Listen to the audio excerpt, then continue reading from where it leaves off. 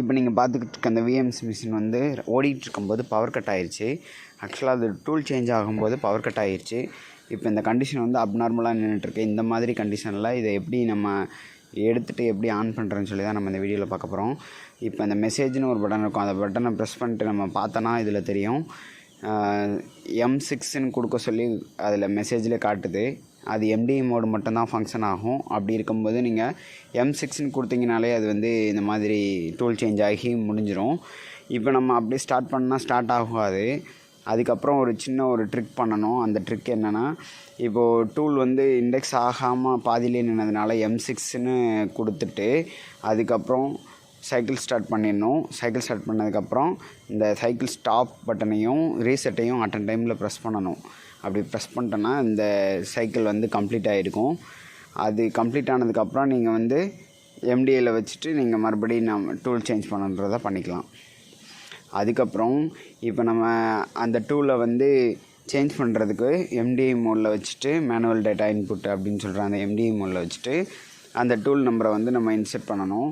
இப்போது எக்ஸாம்பிளுக்கு T1 இப்போ நம்ம ஃபஸ்ட்டு டூலை வந்து நம்ம இண்டெக்ஸ் பண்ணுறோம் அப்படின்னா T1 M6 அப்படின்னு போட்டு எண்டா பிளாக் கொடுத்து சைக்கிள் ஸ்டார்ட் பண்ணணும். அப்படி சைக்கிள் ஸ்டார்ட் பண்ணும்போது அது 1ஆம் நம்பர் டூல் வந்து இண்டெக்ஸ் ஆகி வந்து இங்கே வந்து நிற்கும் ஃப்ரண்ட்டில். அதுக்கப்புறம் நம்ம வந்து அதை ரிமூவ் பண்ணுறதுக்கு வந்து M10 அப்படின்ற கமெண்ட்டை கொடுத்து நம்ம வந்து சைக்கிள் ஸ்டார்ட் பண்ணோம் அப்படின்னா அது வந்து டூல் டீக்ளாம்ப் கமெண்ட்டு டூல் வந்து டீக்ளாம்ப் ஆகிடும். அதுக்கப்புறம் நம்ம ஜாக் மோட் செலெக்ஷனை மாற்றிட்டோம் அப்படின்னா அது வந்து ஓப்பன் பண்ணுறதுக்கு ரெடி ஆகிடும். அதுக்கப்புறம் நம்ம வந்து டூலை வந்து ஓப்பன் பண்ணி டூல் வந்து கரெக்டாக இருக்கா இல்லையான்றதை நம்ம செக் பண்ணிக்க முடியும்.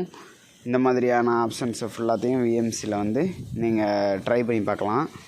இது பவர் கட் டைமில் வந்து அப்நார்மல் பொசிஷனில் இருக்கும்போது நீங்கள் அந்த மாதிரி இந்த ஸ்டெப்பை எல்லாத்தையுமே பண்ணணும். இப்போ M10 நான் கொடுத்துருக்கேன். M10 கொடுத்து எண்டா பிளாக் கொடுத்து இன்செர்ட் பண்ணியிருக்கேன்.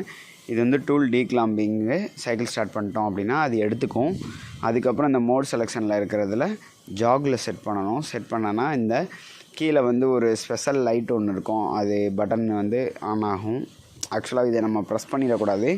ஒரு கையை வச்சு பிடிச்சிக்கிட்டு அடுத்து இன்னொரு கையை வச்சு நம்ம அதை ப்ரெஸ் பண்ணணும். இதை ப்ரெஸ் பண்ணும்போது டூல் வந்து டீக்ளாம்ப் ஆகிடும்.